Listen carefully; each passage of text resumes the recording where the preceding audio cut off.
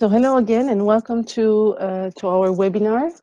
Today, together with my colleague Andy Jobst, Head of Macroeconomic and Capital Market Research at Allianz SE, and myself, Anna Boata, Head of Economic Research at Allianz Trade, we are going to discuss the state of the global economy after the invasion of Ukraine. Where do we stand in terms of potential scenarios, macroeconomic impact, business insolvencies impact, but also capital market expectations. Before we start, just a bit of admin.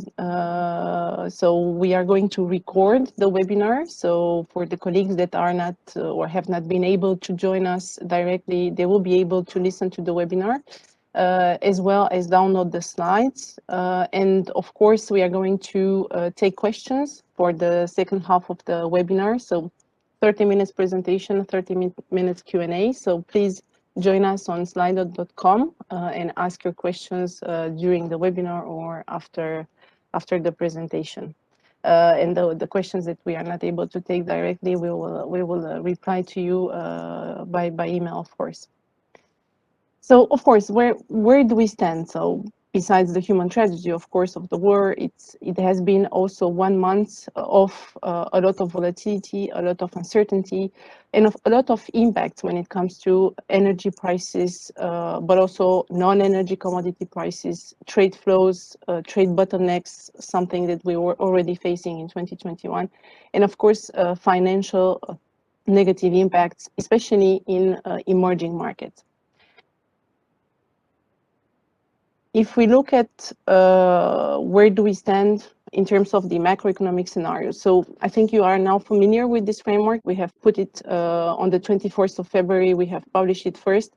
Since then, of course, the blackout probability has increased. So this is the adverse scenario, which we now price at 35% probability. In this scenario, of course, we would go into almost a complete blackout in terms of relationships and especially in terms of trade embargo on oil and gas from the West on Russia. Currently, only the US has implemented an embargo and not the European Union or the UK. Clearly, we are in between into a blackout scenario. Whereas we know that the European Union is preparing to exit the gas and oil, and especially gas from Russia until the end of the year. 2/3 oil reduction is planned, and we will know more in the next coming 2 months because the European Commission is preparing a plan on that. And then the ceasefire, where we would have an agreement between Ukraine and Russia, and we have seen over the past days that this scenario is gaining traction. However, this scenario doesn't have to be taken as going back to the initial conditions pre-war. Of course, the ceasefire would be, of course, an outcome that would resolve some of the uncertainty and the volatility on the markets. But clearly, we will not go back to the pre-war situation, especially because the sanctions are difficult to unpack. And we also know that the counter-sanctions from Russia have been implemented until the end of 2022. When we look at, of course, what matters most as a negative impact from the war and what is the systemic impact of this, of course, energy prices. In terms of energy prices, we have reached, of course, levels of 130. If we think about the oil, we are now a bit lower at 110. So over the week, the price has gone down by 8%. In terms of gas prices, we are at 260, so still an increase, of course, because we are a bit in between conflict escalation, our baseline scenario, but also blackout scenario. But overall, energy prices have increased by more than 50% since the start of the year. So if we are going to switch into the blackout scenario, something that we see and which talks are more and more out loud, even if there is still some reluctance in the European Union, from Germany, from Italy, from Austria, from Hungary, from the very highly dependent countries, we would see energy prices increasing even further. So we would expect oil prices to reach a peak of 180 2 months after the trade embargo, and gas prices going even towards 280. So clearly in this scenario, we would have much higher negative impacts in terms of growth and in terms of inflation. Now here on this slide, you see our latest forecasts in terms of growth and in terms of inflation. We have revised, of course, on the downside most of the forecasts, with the exception of the Middle East forecast, where, of course, being net energy exporters, they will benefit from this crisis. At the global level, we have revised by 0.8 in 2022 and 0.4 in 2023. Most of the revisions come, of course, from Europe, Eurozone, but also Eastern Europe. When you look at the aggregate, 2.6% expected in 2022, 1.6 in 2023. Actually, this might look benign, but actually it's not, because when you think about the very strong carryover effects from the exceptional growth levels in 2021 and the quarterly pace of growth that we pencil in, we have more than halved our expectations. So prior to the war, we were expecting 0.7 on average quarterly growth in the Eurozone, and we are now at 0.3. So clearly, we are now back to pre-COVID 2019 average pace of growth. And related to that, of course, higher inflation forecasts because of the higher energy prices, but also supply chain bottlenecks, which will be longer than expected into 2022. And clearly, when we think about the revisions, we can say that 2/3 of them come from the lower demand and the confidence shock, but also the supply chain shock, and then 1/3 from the higher oil prices. So we are now expecting inflation to remain high at the global level at 6% in 2022, 3.3 in 2023, with, of course, levels above or just below 6% in the United States, in the Eurozone. And clearly, that's something that increases the probability of a stagflationary scenario. Now, if we think about the blackout scenario, so the adverse scenario, 35% probability, clearly, it's difficult to see how we would avoid the rationing in demand and how we would avoid the demand shock, which would bring the global economy into a recession in as soon as H2 this year, but much more visible in 2023. So you have here our forecasts. Of course, this scenario is not as bad as it was during the Great Financial Crisis. So it looks more like the 90s, but clearly we are penciling in a recession that is long-lasting with much higher inflationary pressures. Now, a word on supply chain bottlenecks and global trade. It's true that we have talked a lot in 2021, but also at the beginning of this year, where we were expecting supply chain bottlenecks to reduce in the second half of this year. This reduction will take longer than expected, of course, because of the repercussions from the oil prices. Higher oil prices, of course, means also higher freight prices. So you have here on the right our expectations. Most probably, we will see a new record high level in terms of freight rates in Q2. Looking at the expectations on oil prices and looking at the correlation between the two, we can reasonably expect an increase of 40% in the peak in Q2. So clearly, that's going to put upside pressures in input prices for corporates going further and longer than expected. And then, of course, besides this, we have the Chinese role into the global delivery times and port congestions. You know that we have now, since yesterday, a lockdown in Shanghai, and this comes as a second step after the lockdown in Shenzhen. Now, the good news is that they are trying to make it work for the port activity. So compared to what we have seen in 2021, ports are not closed. And we also see that the lockdowns are shorter lived, so 1 week or 1 week and a half compared to 2 to 3 weeks. So this should put further pressure, but more limited than what we have seen in 2021. So clearly, we can expect delivery times to remain elevated in 2021, but probably below the peaks that we have seen in 2021. Now, of course, that also means, so on the supply side, we will still have bottlenecks that will be prolonged. On the demand side, the slowdown will be much stronger. So it does mean that global trade is expected to slow down faster than previously. So we are now penciling in growth of 4% in volume terms, which actually means that we are going back to the long-term average that we were experiencing prior to COVID. Just as a matter of information, we had last Friday the January release of global trading goods, and actually there was no growth already in the pre-war months. So clearly, we are now seeing higher risks of a double dip in global trade in H1. So that's clearly something that we will continue to monitor as we go along.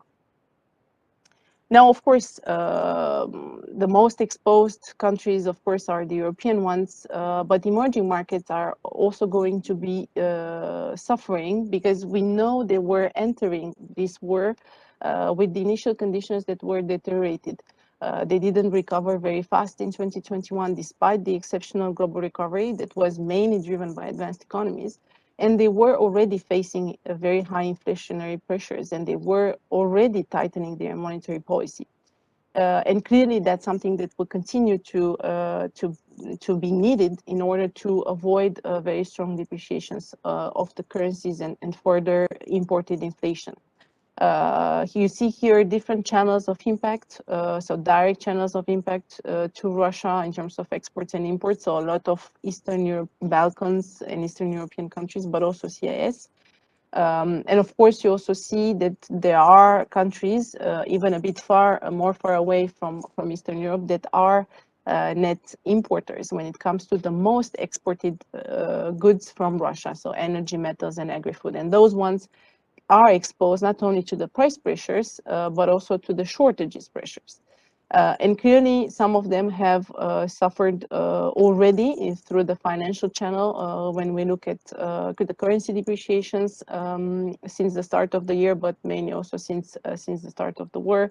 And when we look at sovereign spread. So clearly, there are more risks accumulating on the financial side, but also on the social and political side with the rise in energy and food prices. So looking at the currencies, I think it's important to notice that the impact has been broad-based. There were some surprises, negative surprises, of course, for the most open emerging economies, most indebted ones that have suffered from a test also of the market on how much the central banks will react in order to defend their currency, like Egypt, for example. But also we have depreciation. We had depreciations, of course, in Eastern European countries and in some Asian countries, even if they were more moderate. And then some winners because of their position as net exporters of energy or of metals in Latin America, but also South Africa, for example. So clearly in this environment, we really need to keep in mind that there are increasing risks in the emerging markets and that we have put several countries on the watch list when it comes to their country risk ratings that we update on a quarterly basis at Allianz Trade. And clearly, what we see, of course, there are usual suspects like Turkey that has been downgraded already at the end of 2021, but can be downgraded further. But also countries like Romania, Hungary, Egypt, Tunisia. You see on the chart on the right when we look at the liquidity risk, but also the cyclical risk, so the economic cycle. We clearly see those countries very exposed in terms of vulnerability, and they might be they might enter a higher crisis. Some of them have already defaulted or are on the verge to default, like Tunisia, for example. But we also have countries like Poland, Chile, Kenya, but also Ghana, for example, that are very exposed to debt sustainability worries. And this is where we have updated very recently our framework for identifying those countries that might be tested by the markets and that might actually be in difficulty of renewing their debt because of vulnerabilities and because of the fact that there is a lower global liquidity on the market as the Fed is normalizing, and of course because of their high debt redemptions. And here you see in top 10, so again, we have Egypt, but also we have Ghana, Tunisia. These are countries that, of course, some like Tunisia, for example, or Mozambique, they are negotiating an agreement with the IMF. So, of course, the IMF will play a bigger role in the coming months when it comes to programs, but also, in our view, when it comes to emergency liquidity assistance programs. Of course, in order to avoid a materialization of social and political risk in these countries. So in this environment, of course, corporates are going to suffer more. We were already identifying and discussing the profitability squeeze at the beginning of the year because energy prices were increasing already. But on top of that, we also have increasing wage costs, and Andy will go through the fears of wage price loop materialization going further as inflationary expectations are increasing and as inflation rates are higher for longer. But here we have simulated, taking into account a stable turnover growth, the impact on sectors from the rising commodity prices. So if the commodity prices would remain at current levels, so again, 110 for the Brent, 260 for gas, what would happen in terms of EBITDA margin? And you see here that, of course, the impacts are higher for those energy-intensive sectors. Some of them have a bit more leeway because they have more pricing power, but again, demand will slow down, so pricing power will be more difficult to achieve. So in orange, we have highlighted those that don't have pricing power as per 2021 and are also very much exposed to the current crisis, so metals, power, but also household equipment, road transportation, chemicals, machinery and equipment. And I would also, of course, point out to the automotive sector. So finally, before I hand over to Andy, a word on business insolvencies. I think it's important to keep in mind that at the beginning of the year, we were registering already broad-based increases, especially in the emerging markets. And in some advanced economies like the UK, even France, Germany, the US, China, they are still a special case where business insolvencies are increasing. But as we go along, we should actually continue to see a normalization in business insolvency numbers. Clearly, much of it would depend on state support measures. So the expectations that you see in the chart, plus 10% in 2022, plus 12% in 2023, might be revised on the downside if we do have much stronger, broad-based state support measures for corporates. For now, at least as we understand in the US, there is a willingness to give some support and more in terms of social benefits, so more for households than corporates. In Europe, we have had also strong support measures for households, and we could see even more for corporates now that the European Commission has allowed the states to implement quite ambitious support measures until the end of the year, similar to what we had in terms of a framework as during COVID. So it's more a willingness of governments to implement those measures and ability to finance those additional fiscal deficits. But clearly, here, of course, I won't go into details, but I think it's useful to have these detailed numbers country by country, just to see the expectations. If I would take a country like France, where we expect 10% increase in business insolvencies in 2022, we were before the announcement, the latest announcements of measures supporting corporates at plus 30. So clearly we have 20 points differential just because the government has announced taking over the cost of the rising energy bill, additional state support guarantees in terms of loans, and also the possibility of delaying social payments. So clearly, we now see a delay in the normalization of business insolvencies, and this might also come in other countries. Even Germany is now discussing extending the COVID-19 measures in terms of state guaranteed loans, but also equity stakes by the government in the in the corporates that are in difficulty. And with that, I will hand over to Andy. Thank you very much, Anna. So as we talked a lot about the nominal effect, so price pressures building, and that of course has implications on corporate profitability, on the fiscal health of countries, and also the spending power of households as they see their real income, disposable income decline. Now, you might recall that, as we've gone through the COVID crisis, initially we had a lot of pressure coming from a lack of demand because the economies were put in shutdown mode.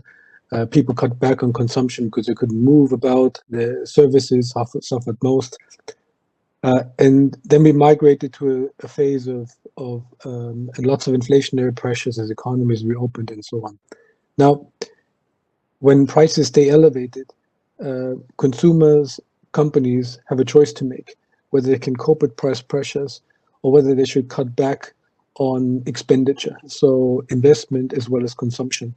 And that leads me to exactly that slide, which is that, in an environment where prices remain quite elevated, pushed largely by higher energy prices, but also persistent supply chain bottlenecks, it begs the question of how much tolerance the economy still has until we hit a point where also aggregate demand will suffer.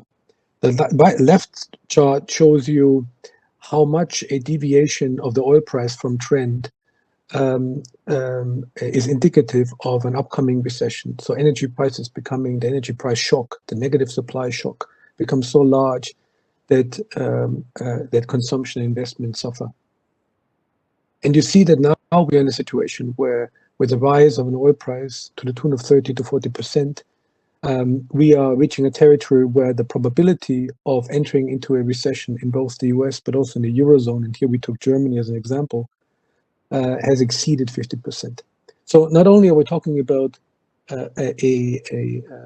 inflation worries, but also that inflation worry morphing into a situation where we could enter into a recession where demand slows.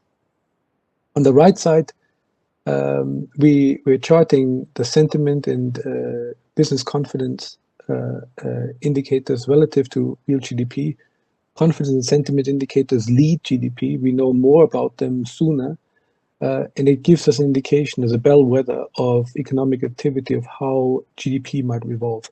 And as you can see, the real GDP, shown as a red line, still indicates healthy growth, though slowing. But the recent sentiment indicators suggest that business confidence and expectations of economic activity are deteriorating. So if you were to extrapolate the red line, you would see that GDP following closely expectations and business confidence, that growth is likely to slow, consistent with what Anas just mentioned. Next slide, please. Thank you. And so one is the recessionary fears, one aspect. The other aspect is how higher can inflation go. And the worrying trend we see at the moment is that during a period of elevated but stable inflation expectations, the war in Ukraine has certainly, on the back of higher energy prices, pushed up inflation expectations even further. And here on the left side, you see the Eurozone inflation expectations, and the indicator of inflation expectations that's most commonly used and also informs the ECB's monetary stance is the 5-year inflation swap, expressed as basis points. But here we put it as percent. And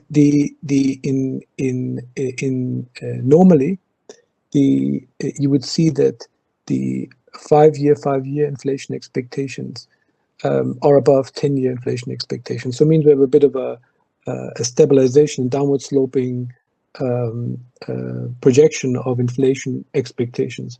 Now, in the situation where inflation expectations become elevated and front-loaded, we see a very peculiar development, which is shown in this red line, that the difference between this 5-year inflation expectations and 10-year inflation expectations becomes negative.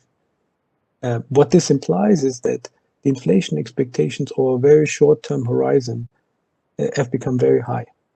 So here the implicit inflation expectations over the short term are to the tune of about 4%. And that leads me to the right chart, which gives you our inflation outlook. So our inflation forecast for the Eurozone, the US, and you see that we see a peak to the tune of 6% in the Eurozone and about 8% in the US halfway through 2020. So not too far from now. So we are nearing a peak, but that peak, of course, makes the job of a central bank quite difficult, right? Because on the one hand, you want to make sure that resources can readjust and reallocate. So in sectors where inflation is very high, one would hope that high prices will tone down demand, whereas other sectors where inflation has not been so high, they benefit from demand.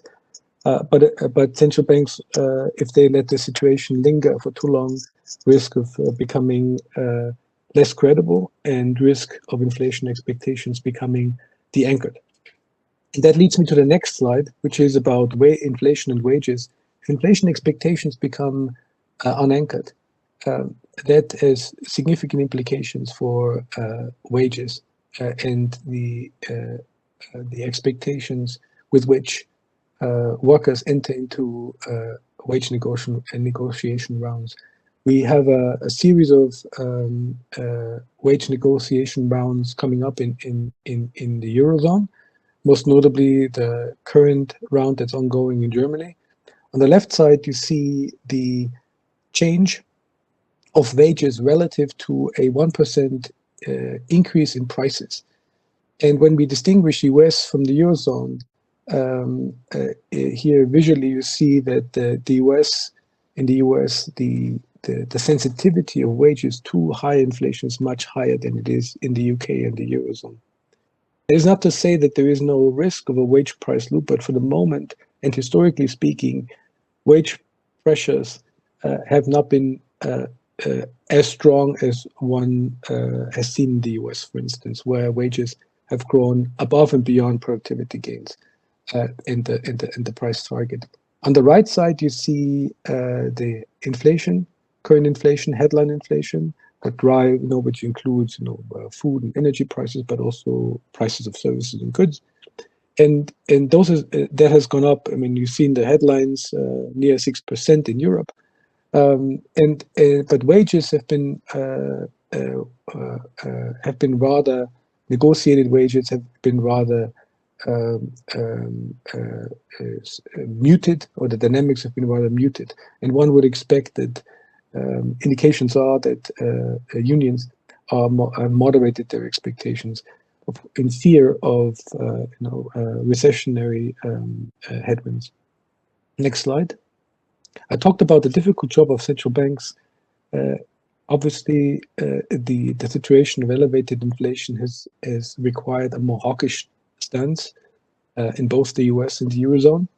Market expectations are that the Fed is hiking 8 times for the remainder of this year with 25 basis points at each meeting. In the Eurozone, it's similar, but here we use a 10 basis point increment. So there's a very palpable sense of hawkishness when it comes to monetary policy, and the priority being to really kill this surge of inflation. For a central bank, it's very difficult because changing rates will really affect the demand side. It does very little to address the issues that are driving current inflation pressures, which is supply chain bottlenecks, energy prices, and so on. So one would hope that with some looking through the current inflationary pressures, prices would normalize. And there is only so much central banks can do by pushing on a string to moderate inflation. But some can be done, especially by signaling its stance, and that's what central banks do, and they're at the moment are effective in doing so. Next slide, please. Now, monetary policy is not the only game in town. As a matter of fact, when monetary policy is at risk of becoming less effective in a situation of a negative supply shock, as as we're witnessing at the moment due to energy prices, fiscal policy has an important role to play. Not only to mitigate the price shock, but also if we slip into a recessionary trend, to ensure that aggregate demand can be maintained and scarring is avoided. So economic scarring, that is. That means that people become unemployed, they stay unemployed for long, they have difficulty finding a new job, companies shut down, and productive capacity gets lost, and that the loss of productive capacity takes more effort to rejuvenate and reinstall when growth picks up again. So that's what we want to avoid.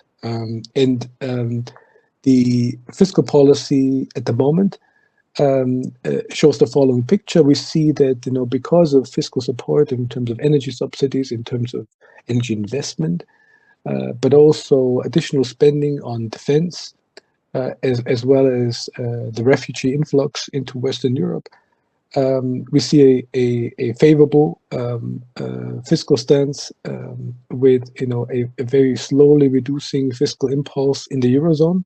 The US is in a similar position, and you see that in the northeast quadrant, the green area. So in the green area, you have a loose monetary policy or still favorable financing conditions, as well as a positive fiscal impulse. That means the budget is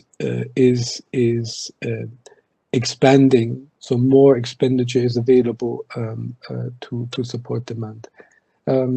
But that is largely applies to advanced economies. But if you look further to the south west, you see that here in the quadrant where we see a situation of tighter financial conditions, as well as tighter monetary policy, Brazil is bound to enter into that stage given the high inflation, but needs to tread carefully given that growth is slowing dramatically. But also China. China has been now fiscal expansionary, especially at the local level, supporting public investment, but it's also going back into a tightening mode soon. The right side gives you a sense of the order of magnitude of fiscal support we see at the moment. So here we chart the current fiscal expenditure, discretionary spending for these energy subsidies. I'm sure you've seen. So whether it's energy vouchers or whether it's price caps, etc. So on average, we see in Europe about 0.6% of GDP being spent at the moment. As energy prices increase, that price tag might go up for the government because some of the measures vary with the energy price. If you put a price cap on gas prices, at least the part that's paid by consumers, a high energy price will require more energy subsidies. And for some countries, it is quite large, especially in a situation where they already carry a high budget deficit. So there is a understandable concern also that some countries that are hit hard are already vulnerable from a fiscal perspective. So that sustainability becomes an important point. Now, moving quickly, and we want to make sure that we leave enough time for Q&A on capital markets. A quick wrap-up of what happened so far. I don't need to tell you that geopolitical risks have increased. That has borne out in also higher market volatility. You see on the left side, our common measure is the VIX, which is the implied equity volatility in the US stock market. But similarly, we see also high volatility in equity markets all around the world. It has normalized, but it's still elevated. On the right side, we chart the development of equity prices indexed relative to 3 months, 6 months before a major crisis.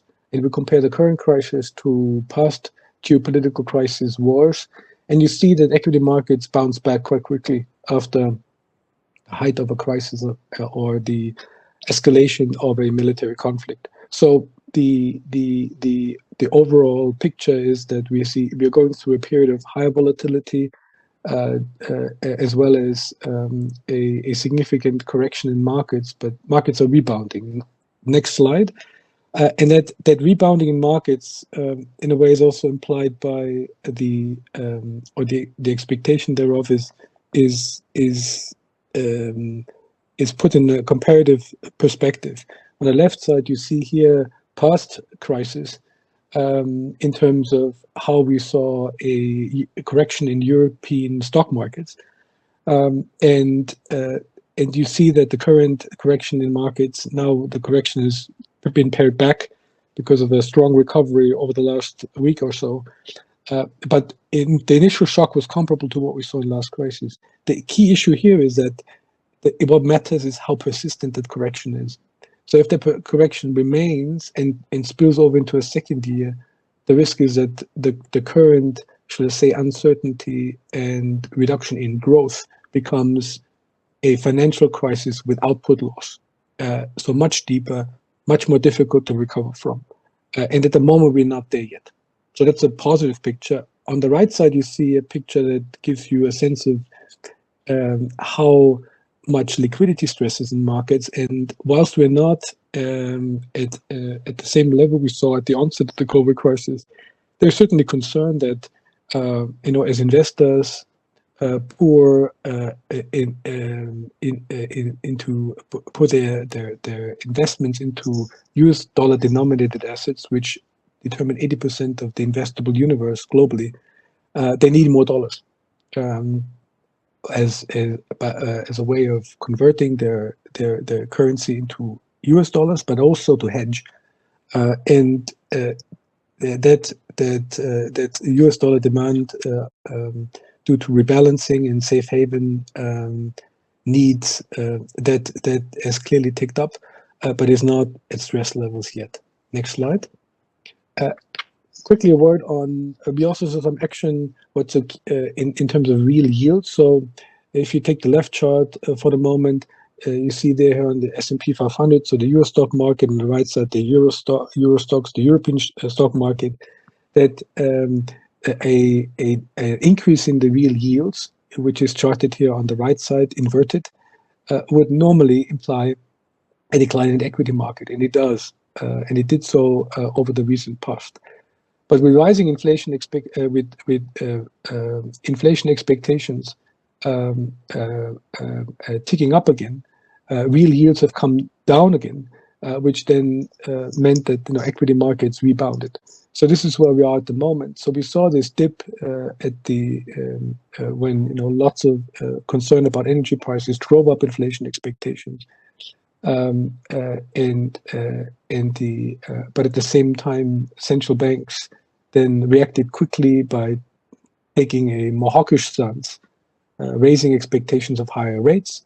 That overall pushed up real rates, and by pushing up real rates, it will be a dampener on equity markets. Is exactly what happened here. You see this U-shaped, V-shaped dynamic over the last 2 months or so, and that has been corrected. So now we are at the top end again, where real rates have gone down and equity markets have rebounded.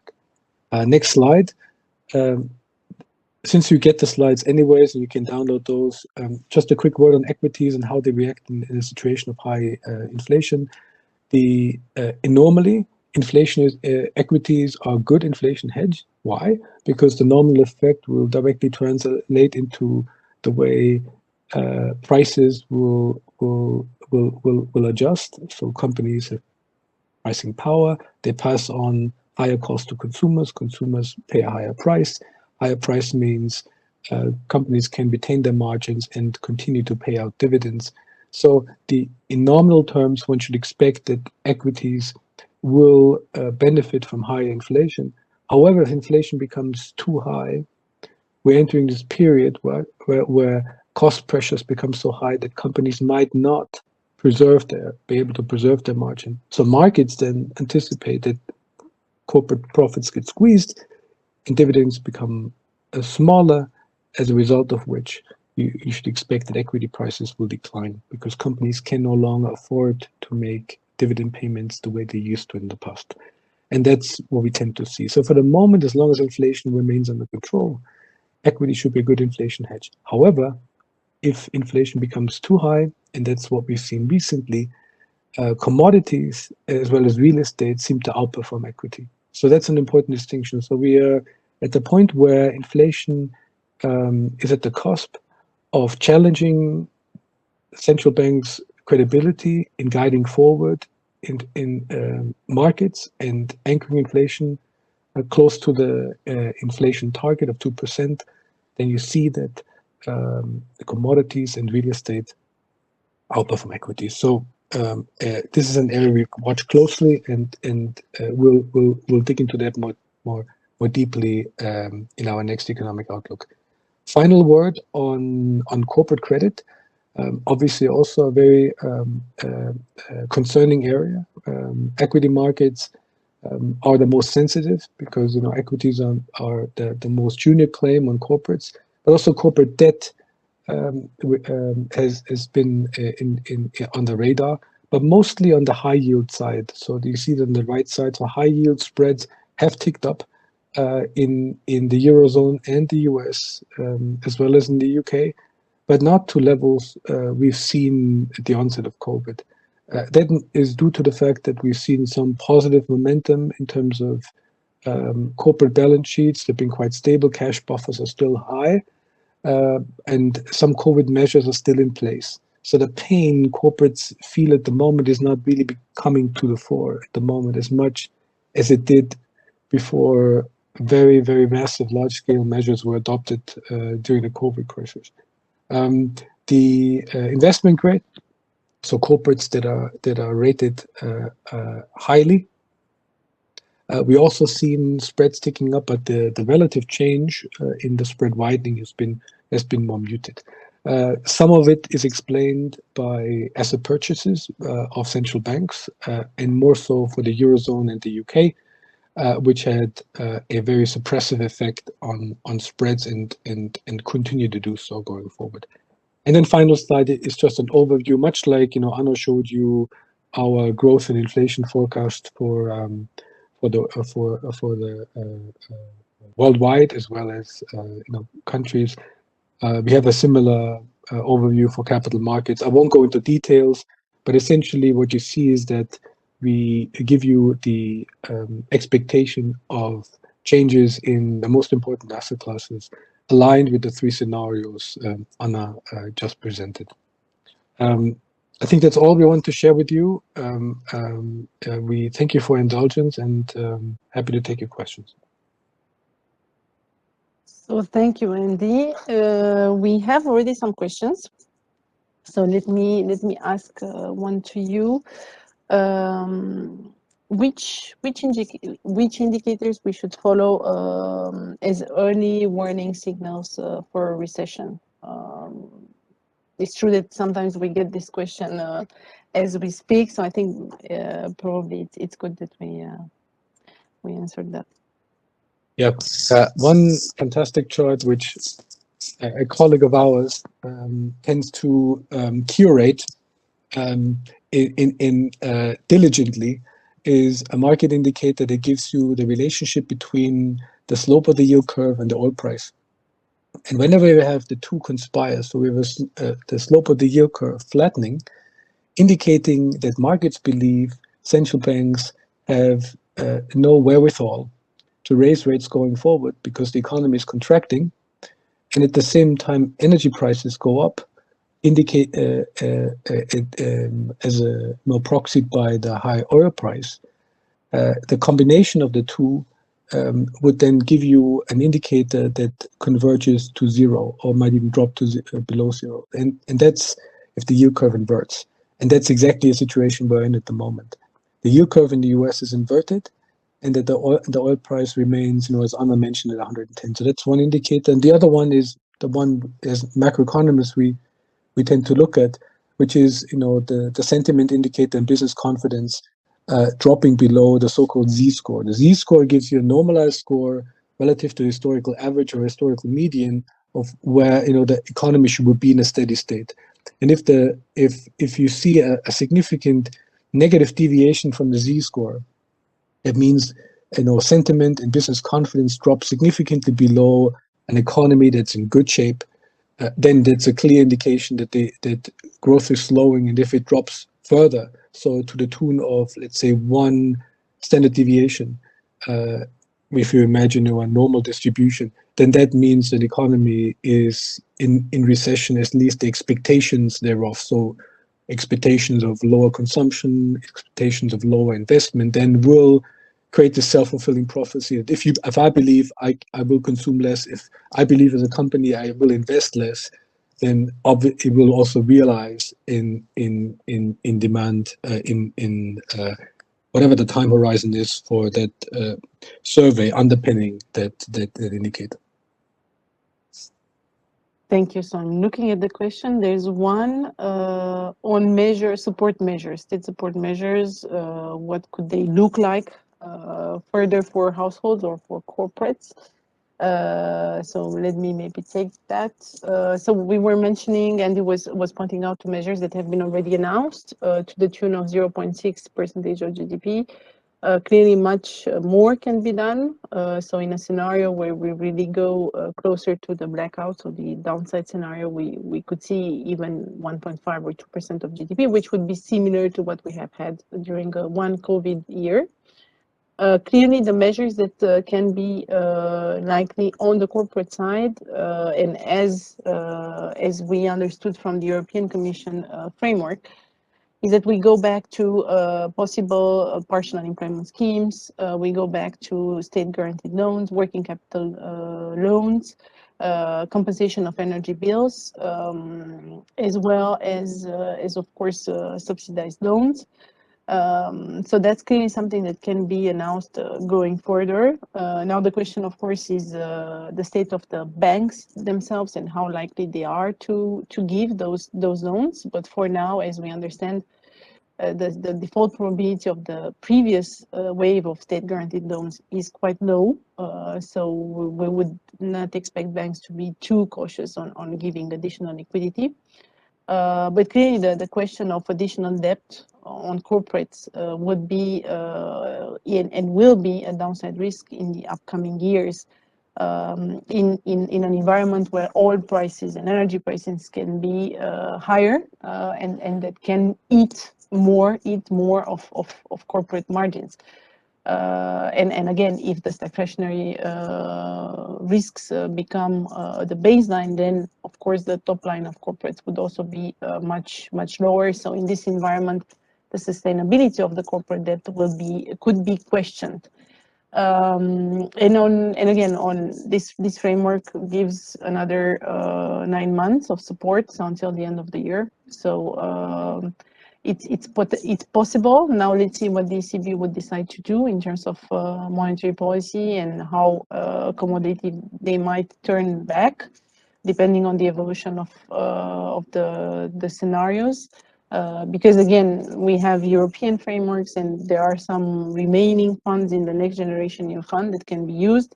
But most of these measures will be financed by additional fiscal deficit. So the ECB would probably and most probably will need to be behind financing those at low costs. So on that's real estate. me. One question on real estate. Maybe I'll take that one. Exactly. So it's a very good question, actually. What I presented to you was really looking at the current juncture. The real estate prices, commodities relative to equities. But when you look at over financial cycles, right, real estate in periods of high inflation tends to outperform. So whilst there's a lead lag issue between equities and real estate prices reacting a bit more slowly, obviously, than equity prices. Equity prices can be correct on a daily basis, whereas real estate prices have some sluggishness built into that. They also have some early warning indicate properties, right? Because especially in countries where there's high property ownership and and it tends to, shall I say, has a greater bearing on consumer spending, much like in the US, for instance, where consumers also use their home equity for consumption. Home equity loans are quite popular. The valuation of your property influences significantly consumption.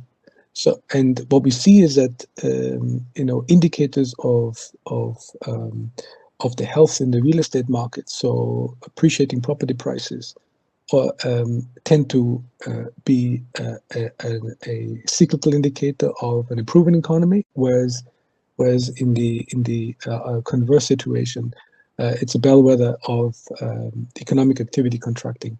And in the US at the moment, we see that house prices keep rising, but in terms of real estate turnover, we see a mixed picture. So turnover is declining. That might indicate that the housing market might be cooling on account of people having diminishing purchasing power. But in terms of overall inflation hedge, and that was the main purpose of this slide, real estate does have some sluggishness, but even if you factor in, some delayed, appraisal, etc., even if we go, into segments that are not as market priced, residential real estate vis-a-vis commercial real estate, they're quite coincidental to economic developments.